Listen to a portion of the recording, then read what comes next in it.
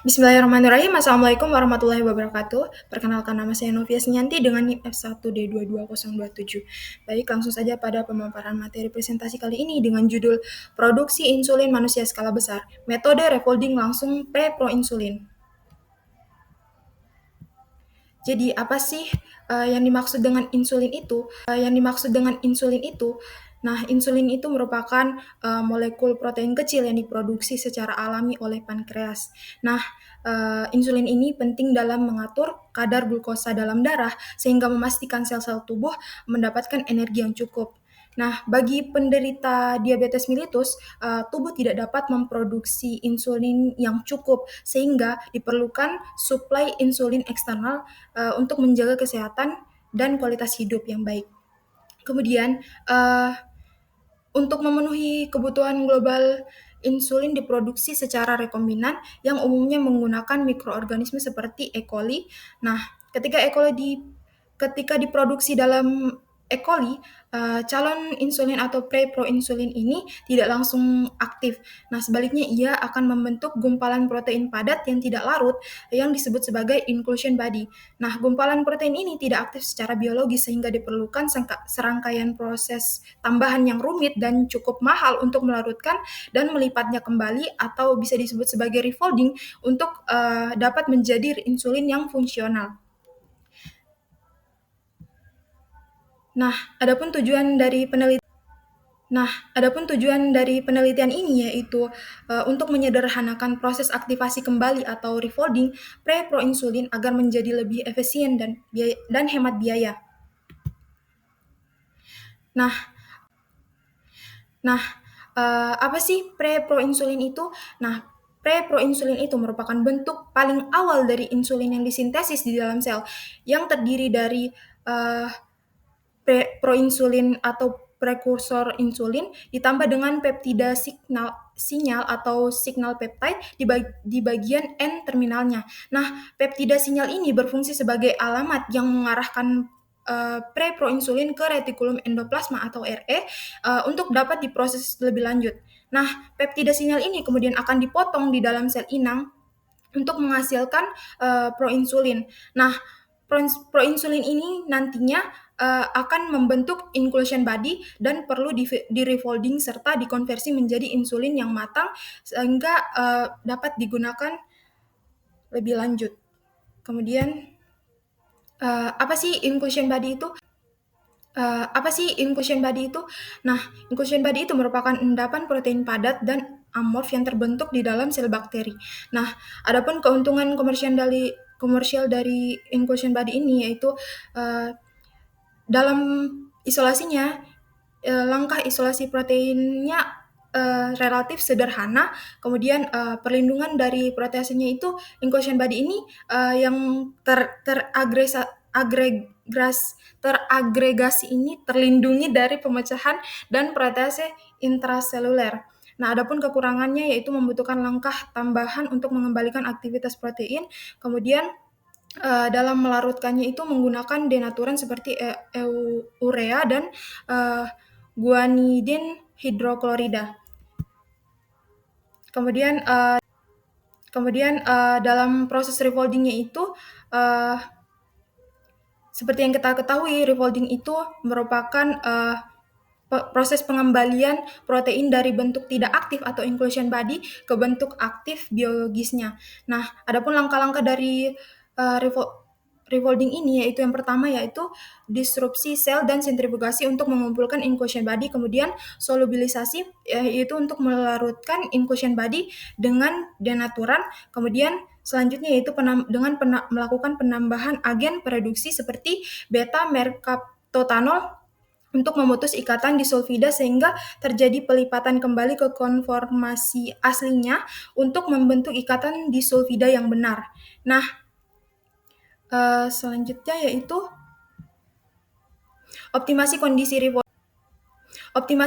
refolding untuk H27R pre-proinsulin. Nah, apa sih H27R pre-proinsulin itu?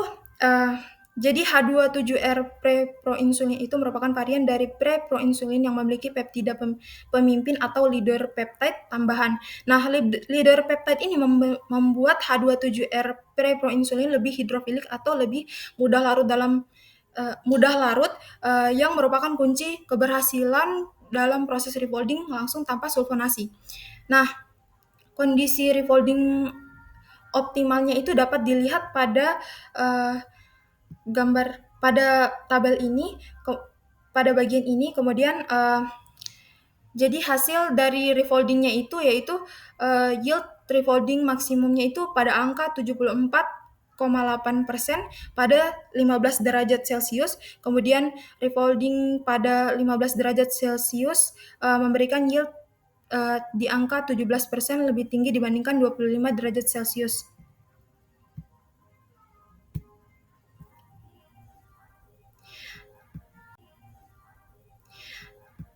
Nah, selanjutnya yaitu biokonversi preproinsulin menjadi insulin matang. Adapun tujuannya yaitu untuk mengubah preproinsulin yang sudah di-refolding menjadi insulin matang yang aktif.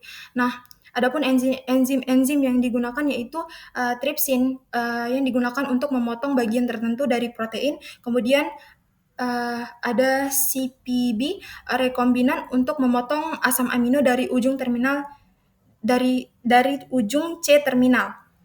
Nah, adapun proses konversinya yaitu H27R preproinsulin yang di-refolding itu digunakan sebagai substrat, kemudian peptida H27R, kemudian peptida pemimpin dan si peptide dihilangkan secara enzimatik, dan analisis produknya itu dilakukan dengan RP-HPLC.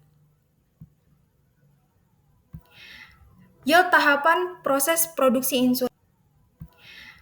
Yield tahapan proses produksi insulin. Nah, dari data rata-rata dari 9 batch skala pilot 200 liter kultur itu refoldingnya itu di angka 69,7%, kemudian presipitasi asamnya itu di angka 99,3% untuk menghilangkan preproinsulin yang salah dilipat dan pengotor. Nah, adapun reaksi enzimnya itu yaitu di angka 56,6%, konversi preproinsulin yang di-refolding menjadi insulin. Kemudian jumlah insulin yang dihasilkan yaitu rata-rata di angka 138,2 gram insulin manusia dari 200 liter kaldu fermentasi yang dimana setara dengan 0,691 gram insulin manusia per 1 liter kaldu fermentasinya. Kemudian karakterisasi insulin yang dihasilkan yang bertujuan untuk memastikan bahwa insulin rekombinan yang dihasilkan itu identik dengan insulin standar manusia.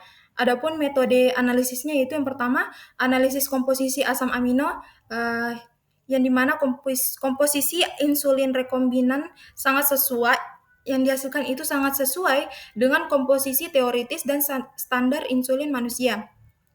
Nah, metode analisis yang kedua yaitu analisis pemetaan peptida atau peptide mapping. Nah, yang dimana ini hasilnya itu protein dipotong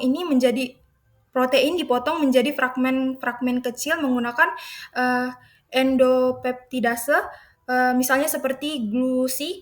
Kemudian pola fragmen yang dihasilkan dapat dibandingkan dengan standar insulin manusia, yang dimana menunjukkan kesesuaian yang tinggi sehingga mengkonfirmasi peptide mappingnya ini. Kemudian kesimpulannya yaitu penggunaan teknologi bioproses dengan refolding dan reaksi enzimatik pada preproinsulin itu sangat penting untuk menghasilkan insulin aktif berkualitas tinggi secara efisien dan ekonomis. Metode ini meningkatkan produksi dan merupakan solusi optimal untuk manufaktur protein terapeutik modern. Nah, kondisi refolding optimal untuk H27R preproinsulin itu telah berhasil ditetapkan sehingga membuat preproinsulin lebih hidrofilik atau lebih mudah larut, sehingga memungkinkan refolding langsung tanpa sulfonasi. Proses refolding langsung ini mengurangi volume larutan refolding, jumlah langkah proses, dan meningkatkan yield produksi total. Ya ampun,